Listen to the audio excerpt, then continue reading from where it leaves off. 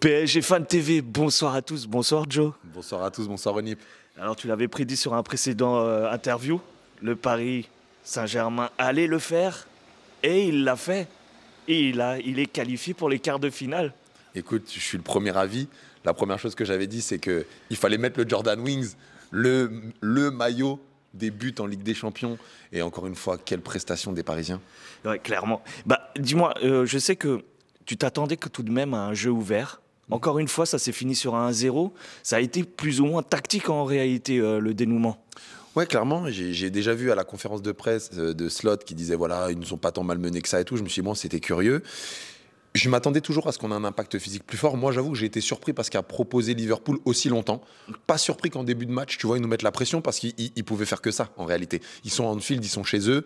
Il fallait tenir. On a fait le dos rond. On a marqué, en fait, assez tôt.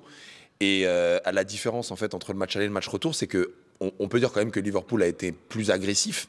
Mais sauf que nous, en jouant bloc bas, on a été dangereux. Contrairement à eux à l'aller. Et je pense que ça fait la différence. Alors on a marqué très vite dans ce match. Est-ce que tu crois que c'est ce qui a permis en tout cas de faire douter les Reds?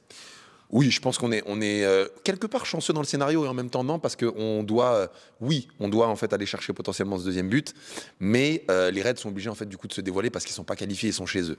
Donc je pense que ça joue quand même dans notre chance. Après, tu vois, le paradoxe, c'est que tu fais le parallèle avec le match aller. Je pense que le match aller, on a plus d'occasions. Je pense que là, on en a moins, mais on en a des beaucoup plus franches qu'on met pas au fond. Donc au final, on a quand même plus d'occasions que cette équipe Liverpool et qu'on n'a vraiment pas démérité de cette qualification. Alors comment tu pourrais décrire cette victoire, cette qualification? Est-ce que c'est un jeu collectif ou est-ce qu'il y a quand même des individualités qui en est ressorti? Non, honnêtement, c'est un vrai collectif. Tu vois, même des joueurs comme Hakimi, qui n'a pas fait forcément son meilleur match. Ruiz aussi, que j'ai trouvé en fait un petit peu en dessous, mais qui s'est quand même fondu dans le collectif. Je trouve qu'on a vraiment fait un match costaud. Le coach a très bien fait tourner en faisant rentrer, du coup Désiré Doué un peu après la mi-temps pour justement redonner du jus. Quand tu sais qu'en face, t'as du Gakpo. Il prend des risques, même en sortant Marquinhos. Tu vois que Beraldo, il arrive quand même à faire le taf. T'as pas eu le doute pour à ce moment-là? J'étais pas bien. C'est un mec déjà qui me rassure pas en Ligue 1, je vais pas te mentir. Ça faisait en plus Beraldo et Gakpo qui rentraient. Enfin là, les deux, tu te dis que t'étais pas bien. Mais coaching gagnant, une équipe qui restait solidaire. Je sais pas, j'ai senti un peu une âme. C'est bizarre ce que je vais vous dire. Après, il y a tu connais l'âme du 11 mars, la troisième date du 11 mars. C'est vraiment notre date. Mais ça m'a fait penser aussi au PSG Liverpool qu'on avait fait en 2018. À un moment, quand Gianluigi commence à regarder les défenseurs en disant c'est bien, on est tous solidaires.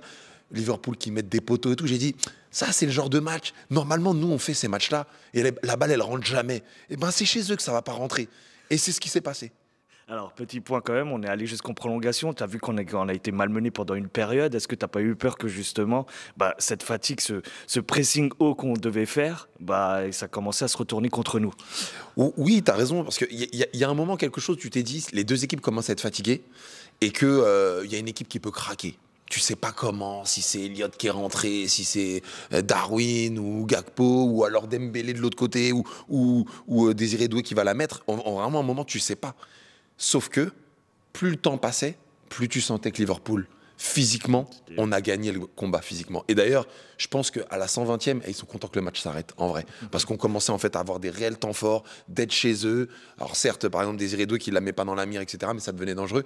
Un peu comme un clin d'œil du destin, cette frappe de Dembélé, où tu as Alisson qui va la chercher, à l'instar de ce que Donnarumma n'a pas fait au match aller. C'est la même, sauf que Alisson la sort. Et là, tu te dis, est-ce que ça va tomber dans le bon sens? Et l'histoire a été belle.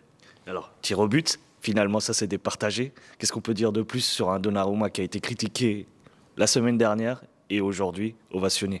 Écoute, c'est une belle revanche. Moi, je fais partie de ceux où j'ai trouvé qu'il était vraiment pas bon dernièrement. J'ai dit qu'il était loin d'être le seul fautif dans le dernier but, en disant qu'il y avait notamment Nuno. D'ailleurs, Nuno qui a eu quelques errances, même si offensivement, il a été bon. Aujourd'hui, il nous a prouvé que quand il a les gants chauds, il pouvait être bon. Il a été très bon en fait aussi dans les sorties aériennes.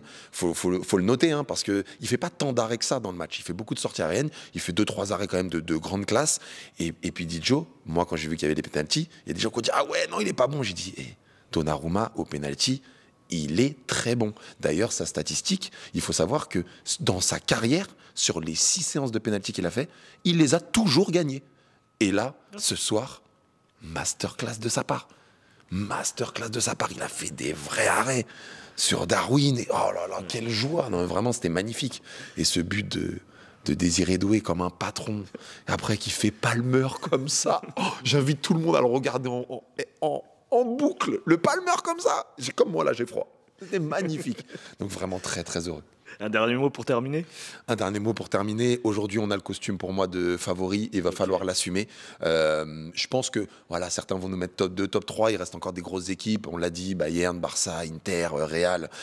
Mais la réalité, c'est que dans le jeu, cette équipe de Liverpool, c'est une énorme équipe qu'on a battue à Anfield. Personne n'avait battu Liverpool à Anfield. Et dans le jeu, on leur a mis 1-0. On est clairement leader maintenant pour aller jusqu'au bout. Ça va quand même pas être facile. Faut pas négliger nos adversaires, même Aston Villa, qui font quand même aussi un bon parcours. Mais il va falloir en fait assumer ce costume et il va falloir aller la chercher en 2025. Je te remercie. Merci à toi.